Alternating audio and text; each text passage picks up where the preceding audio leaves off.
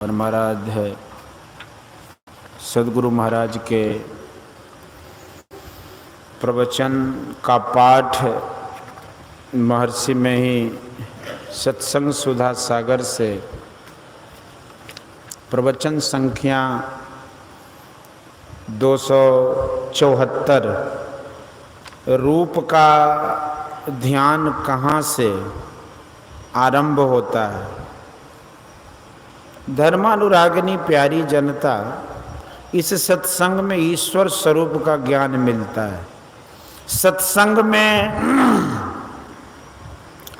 ईश्वर भक्ति की चर्चा अवश्य होनी चाहिए। सत्संग में यदि यह चर्चा नहीं तो वह सत्संग नहीं। हम लोगों का सत्संग ईश्वर भक्ति परक है।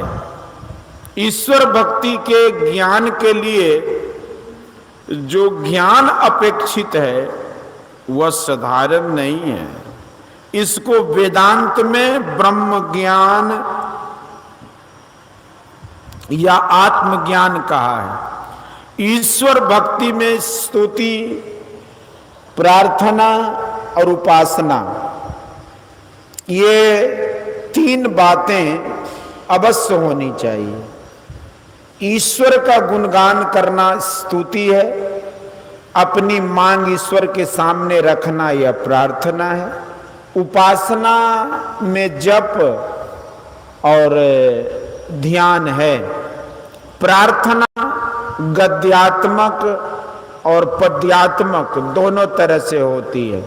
जप में ईश्वर वाचक शब्द जो गुरु प्रदत्त हो उस शब्द का विश्वास पूर्वक जप करना चाहिए, परंतु ऐसा कोई जप नहीं होना चाहिए जो ईश्वर भक्ति की ओर नहीं ले जाए। इसलिए सद्गुरु जो बतावे वह जपना चाहिए। जप के लिए ईश्वर का कोई भी नाम हो उसे जप सकते हैं।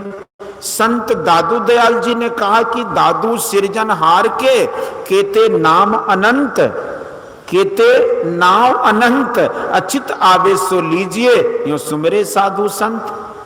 किसी एक शब्द पर जोर देना कि यही ठीक है यह कहना गलत है। जब तीन तरह से किया जाता है, वाचिक, उपांशु और मानस।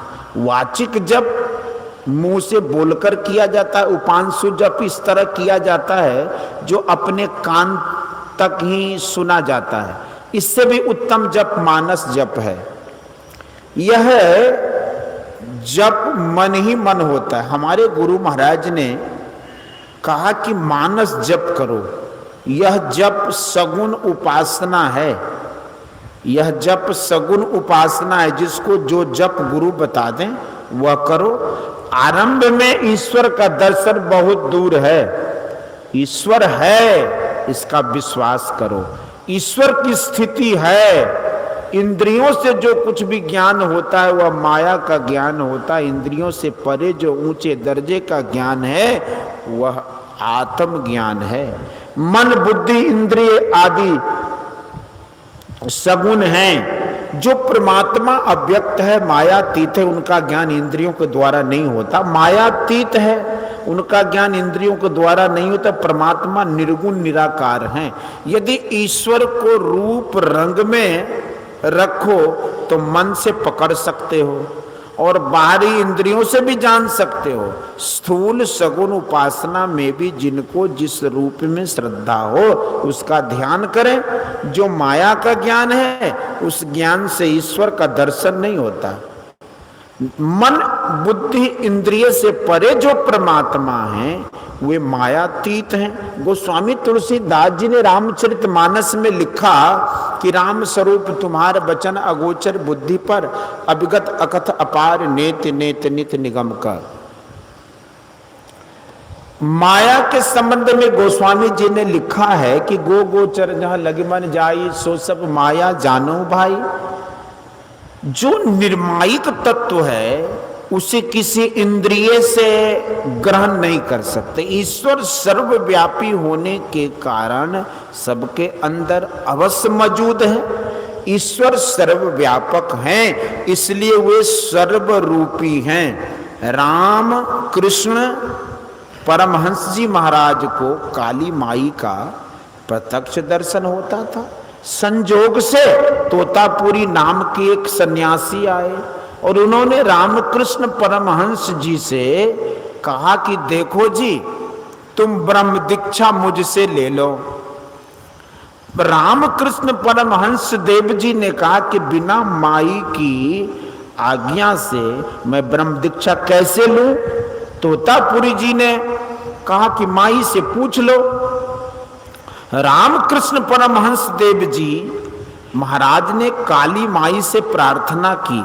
जब काली माई प्रत्यक्ष हुई तो कहा कि वे सन्यासी मुझे ब्रह्म दीक्षा लेने कहते हैं, मैं क्या करूं? काली माई ने कहा कि ब्रह्म दीक्षा ले लो। जब रामकृष्ण परमहंस जी महाराज सन्यासी तोतापुरी के पास गए तो तोतापुरी जी ने पूछा, माई से आज्ञा मांग ली? उन्होंने कहा हाँ महाराज, माई ने दीक्षा लेने की आज्ञा दे दी। उन्होंने ब्रह्म दीक्षा ले ली। उन्होंने ब्रह्म दीक्षा ले ली। माइक रूप का दर्शन हो जाने पर भी ब्रह्म स्वरूप ब्रह्म रूप का दर्शन बाकी रह जाता है, परंतु उस माइक रूप की अवज्ञा नहीं होनी चाहिए।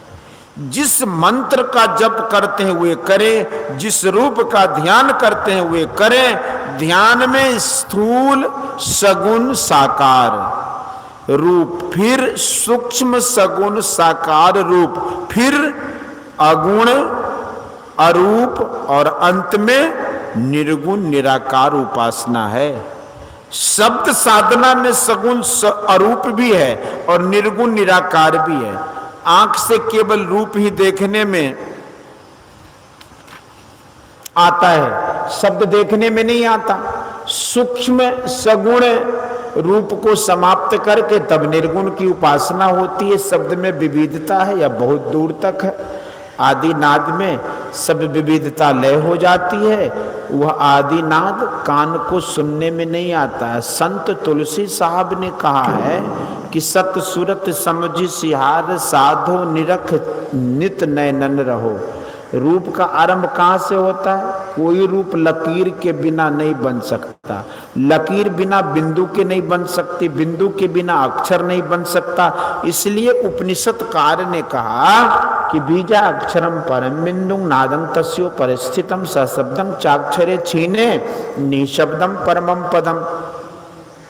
अर्थात सब अक्षरों का बीज बिंदु है, उस पर नाद अवस्थित है। बिंदु की परिभाषा में है कि उसका स्थान है, परिमाण नहीं है। बाहर में बारीक से बारीक पेंसिल की नोक से बिंदु बनाने पर भी कुछ न कुछ परिमाण अवश्य होगा। वह परम बिंदु नहीं होगा। परिभाषा के अनुसार परम बिंदु दोनों दृष्टियों के मिलने में होता है। जिसका मन दृष्टि के साथ समेटा हुआ होता है वह बिंदु का दर्शन पाता है या सूक्ष्म सगुण रूप का दर्शन होता है। उपनिषदकार कहते हैं कि तेजो बिंदु परम ध्यानम विश्वात्म हृदय संस्थितम। अर्थात ज्योतिर्मय बिंदु का ध्यान श्रेष्ठ ध्यान है, वह बिंदु सबके अंदर है। गोस्वामी तुलसीदास जी महाराज ने रामचरितमानस में लिखा है कि लोचन चातक जिनकरी राखे रहहि दरस जधर अभिलाखे निदरहि सरित सिंधु सर भारी रूप बिंदु जल होहि सुखारी। अर्थात जैसे पपीहा पक्षी स्वाति जल के लिए बड़ी बड़ी नदियों तालाबों और समुद्रों का निरादर करके मेघ को एक टक से देखता रहता है और स्वाति जल को देख लेने पर उसे परम प्रसन्नता से ग्रहण करता है, उसी तरह भक्ति योग का साधक अपने हृदय काश के अंधकार रूप बादल में एक टक से टकटकी लगाए देखता रहता है। अर्थात दृष्टि साधन करता रहता है और नदी आदि बड़े बड़े जलाशय रूपी बड़े बड़े दृश्यों को निरादर करके नहीं देखता है, पर बिंदु रूप को देखकर परम प्रसन्नता से दृढ़ता पूर्वक धारण करता है। बिंदु देखने का अभ्यास करो, इसकी युक्ति सच्चे सदगुरु से जानो। संत पलटू साहब ने कहा है कि काजर दीहे से का भया, ताकन को डबनाई, ताकन को डबनाई, ताकन की गति है न्यारी, एकटक लेबे ताक सोई है पीऊ की प्यारी। यह ऊंचे दर्जे का ध्यान है।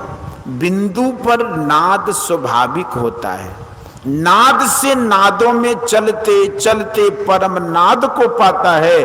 यह जिसको होता है उसके लिए किसी से पूछने की जरूरत नहीं। जैसे भूखा आदमी यदि पेट भरपेट भोजन कर ले तो उसे किसी से पूछने की जरूरत नहीं होती कि मेरा पेट भरा या नहीं। लोगों को बिंदु और नाद की उपासना करनी चाहिए। इसकी साधना में लोगों को घबराना नहीं चाहिए। ध्यान का आरंभ पहले ही नहीं होता, पहले मानस जप होता है, तब मानस ध्यान होता है, इसके बाद ज्योति ध्यान अर्थात बिंदु ध्यान होता है और तब नाद का ध्यान होता है। ध्यान नाद ध्यान तो वह ध्यान है जिस ध्यान में मन डूब जाए, इससे मन में दूसरे ख्यालों का आना बंद हो जाता है। बिंदु ध्यान को ही शून्य ध्यान कहा है। श्रीमद् भागवत के 11वें स्कंद में वर्णन है। भगवान श्री कृष्ण से उद्धव जी ने पूछा है कि मैं आपका ध्यान किस तरह करूं। उत्तर में भगवान श्री कृष्ण ने पहले मेरे सर्वांग शरीर का ध्यान करो, फिर मुखारबिंद का ध्यान करो, इसके बाद शून्य का ध्यान करो। जहाँ कोई परिमाण नहीं, जहाँ शून्य ही शून्य है। संत कबीर साहब ने कहा कि शून्य ध्यान सबके मन माना, तुम बैठो आत्म अस्थाना। अर्थात शून्य ध्यान बिंदु ध्यान में सबका मन मान जाता है। बिंदु ध्यान में एकाग्रता आती है, एकाग्रता में शांति का रस मिलता है। जैसे जहाँ पेंसिल रखते हैं वहाँ बिंदु बन जाता है, वैसे ही जहाँ दृष्टि स्थिर होती है वहाँ प्रकाशमय बिंदु का उदय होता है। बिंदु अव्यक्त है, उसे देखने के लिए ठीक से यत्न करो तो मालूम होगा। इसमें थकना नहीं चाहिए, जितना बन सके अभ्यास करते रहो, करते रहो। थोड़ा थोड़ा भी करो लेकिन छोड़ो मत, सफलता अवश्य मिलेगी। बोलिए श्री सद्गुरु महाराज की जय। यह